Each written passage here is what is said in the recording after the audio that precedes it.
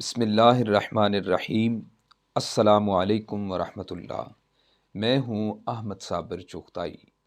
ناظرین، آج ہم حضرت آدم علیہ السلام کی خلافت کے واقعے پر بات کریں گے۔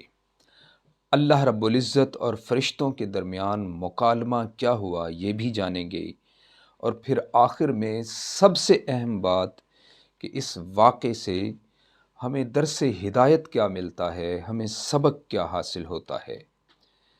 تو ویڈیو کے آخر تک ہمارے ساتھ رہیے گا۔ حضرت آدم علیہ السلام کا لقب خلیفۃ اللہ ہے۔ جب اللہ تعالیٰ نے حضرت آدم علیہ السلام کو اپنا خلیفہ یعنی آپ کو خلافت عطا فرمانے کا ارادہ فرمایا تو فرشتوں سے اس کا مشورہ کیا۔ اللہ رب العزت اور فرشتوں کے درمیان اس موقع پر مکالمہ بھی ہوا، اور یہ مکالمہ انتہائی تعجب خیز، فکر انگیز اور عبرت آموز ہے۔ اللہ رب العزت نے فرشتوں سے فرمایا کہ اے فرشتو، میں زمین پر اپنا نائب بنانا چاہتا ہوں تاکہ وہ زمین پر میرے احکام کو نافذ فرمائے۔ تو فرشتوں نے عرض کیا، یا الہی، یا باری تعالی، کیا تو ایسے شخص کو اپنا خلیفہ بنائے گا، اپنی خلافت اور نیابت سے سرفراز فرمائے گا، جو فساد برپا کرے گا، جو خون ریزی کا بازار گرم کرے گا؟ کیا ہم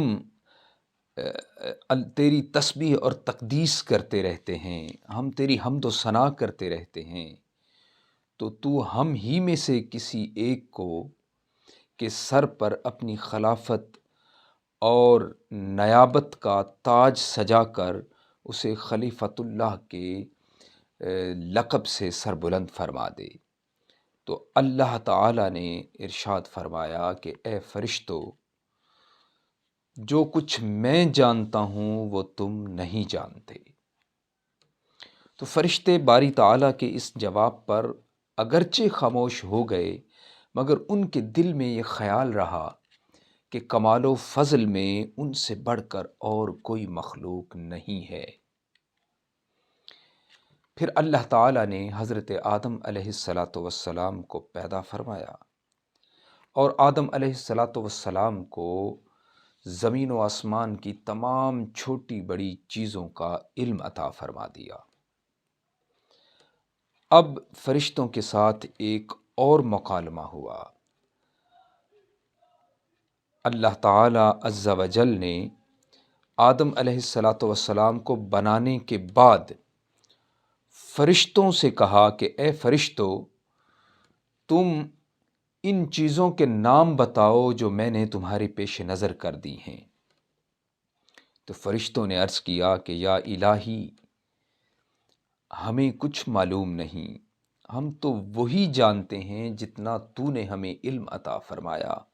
تو ہر عیب سے پاک ہے، اے خالق کائنات، تو عالم الغیب کا مالک ہے، تو ہی بہتر جانتا ہے۔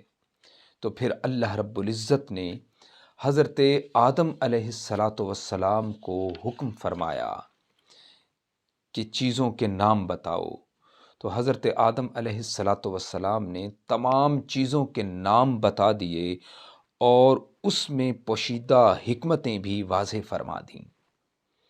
تو فرشتے یہ سن کر تعجب زدہ رہ گئے، متعجب ہوئے، حیرت زدہ ہوئے۔ تو اللہ رب العزت نے ارشاد فرمایا کہ اے فرشتو، کیا میں نے نہیں فرمایا تھا کہ میں وہ کچھ جانتا ہوں جو تم نہیں جانتے؟ تو اب اللہ تعالیٰ نے فرشتوں سے حضرت آدم علیہ السلام کی فضیلت کا اعتراف کرانے کے لیے انہیں حکم دیا کہ اے فرشتو، تم آدم علیہ السلام کو سجدہ کرو۔ تو تمام فرشتے حکم باری تعالیٰ کو بجا لاتے ہوئے سجدے میں گر گئے، سوائے ابلیس کے۔ ابلیس نے سجدے سے انکار کر دیا، تو وہ کافر اور راندہ درگاہ ہو گیا، لعین ہو گیا، اللہ رب العزت نے اپنی بارگاہ سے اس کو دھتکار دیا۔ خالق کائنات نے اس واقعے کو قرآن مجید میں سورہ بقرہ کی آیت نمبر 30 سے 37 تک بیان فرمایا ہے۔ جی ناظرین، اس واقعے سے ہمیں درس ہدایت کیا ملتا ہے، ہمیں سبق کیا ملتا ہے، آئیے یہ جانتے ہیں۔ سب سے پہلے کہ اللہ رب العزت جس کی شان ہے فعال لما یرید، یعنی وہ جو چاہتا ہے نہ اس کے ارادے میں کوئی دخل نہیں دے سکتا، وہ جو چاہتا ہے کرتا ہے، مگر اس کے باوجود اس نے فرشتوں سے مشورہ کیا آدم علیہ السلام کو خلافت عطا فرمانے سے پہلے، حالانکہ اس کو یہ مشورہ کرنے کی ضرورت نہیں تھی۔ تو اس سے ہمیں درس ہدایت یہ ملتا ہے کہ ہم جب بھی کسی کام کا ارادہ کریں تو اپنے مخلص دوستوں کے ساتھ، اپنے ہمدردوں کے ساتھ مشورہ کر لیں، کیونکہ یہ اللہ تعالیٰ کی سنت ہے اور اس کا مقدس دستور ہے۔ اس سے دوسرا جو ہمیں سبق حاصل ہوتا ہے وہ یہ کہ اللہ رب العزت نے جب آدم علیہ السلام کو خلافت عطا فرمائی تو فرشتوں سے جب مشورہ کیا، فرشتوں نے اپنے اجتہاد سے یہ قیاس کر لیا کہ آدم علیہ السلام میں چونکہ قوت شہبیہ، قوت غضبیہ اور قوت عقلیہ ہے، تو قوت شہبیہ اور قوت غضبیہ سے قتل و غارت گری ہو سکتی ہے، جنم لیتی ہے۔ تو انہوں نے اپنے اجتہاد سے یہ قیاس کر لیا کہ یہاں قتل و غارت گری ہوگی، یہ فساد برپا کرے گا، جبکہ ان فرشتوں سے یہ بات اوجھل رہی کہ اللہ تعالیٰ نے آدم علیہ السلام کو قوت عقلیہ بھی عطا فرمائی ہے، اور جب قوت عقلیہ سے کام لیا جائے اور یہ قوت شہبیہ اور قوت غضبیہ پر غالب آ جائے تو پھر خیر ہی خیر ہوتی ہے۔ تو یہ بات فرشتوں سے اوجھل رہی، تو اس سے ہمیں یہ سبق حاصل ہوا کہ اللہ رب العزت کے کسی بھی کام پر، اللہ رب العزت کے کسی بھی فعل پر کبھی بھی تنقید نہ کریں، تبصرہ نہ کریں، بلکہ اللہ رب العزت جو بھی کرتا ہے وہ انسان کے لیے بہتر ہوتا ہے، اس میں حکمت اور راز پوشیدہ ہوتا ہے جو ہماری ناقص عقل میں وہ بات نہیں آتی، وہ سمجھنے سے ہماری عقل قاصر رہتی ہے۔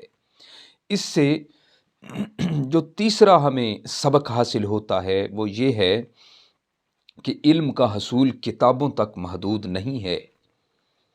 علم کا حصول کتابوں تک محدود نہیں، اللہ تعالیٰ جسے چاہتا ہے بذریعہ الہام علم عطا فرما دیتا ہے، جس طرح اس نے حضرت آدم علیہ السلام کو چیزوں کے نام سکھا دیے، اور خدا تعالیٰ کی خلافت و نیابت کا دار و مدار کثرت عبادت پر نہیں بلکہ علوم و معارف کی کثرت پر ہے۔ علوم کی کثرت کو عبادت کی کثرت پر فضیلت حاصل ہے، اسی لیے ایک عالم کا درجہ عابد و زاہد سے بلند ہے۔ جی ناظرین، اس سے ایک اور بھی سبق حاصل ہوتا ہے کہ اللہ تعالیٰ نے فرشتوں کا اور آدم علیہ السلام کا امتحان لیا، تو ہمارے جو عہد حاضر میں امتحان کا طریقہ رائج ہے، یہ اللہ تعالیٰ کی سنت قدیمہ ہے امتحان لینا۔ اس کے امتحان سے علم کی جانچ ہوتی ہے جو علم حاصل کیا ہوتا ہے، اور اس سے اہم سبق جو ہمیں حاصل ہوتا ہے وہ یہ ہے کہ ابلیس نے تکبر کیا تو وہ لعین ہو گیا، کافر ہو گیا، منکر ہو گیا، اللہ تعالیٰ نے اپنی بارگاہ سے دھتکار دیا۔ تو اس سے ہمیں سبق یہ حاصل ہوتا ہے کہ عبادت پر کبھی بھی تکبر نہ کریں، عاجز بندے بن کر رہیں، خالق کے کاموں میں مداخلت مت کریں، مخلوق بن کر رہیں اور تکبر سے بچیں۔ جی ناظرین، آج تک کے لیے اتنا ہی۔ دعا ہے کہ خالق کائنات ہمیں قرآن مجید فرقان حمید کو صحیح معنوں میں سمجھنے اور اس پر عمل پیرا ہونے کی توفیق عطا فرمائے۔ ہمارے چینل کو سبسکرائب اور بیل آئیکن کو پریس کر دیجئے گا۔ اللہ حامی و ناصر ہو۔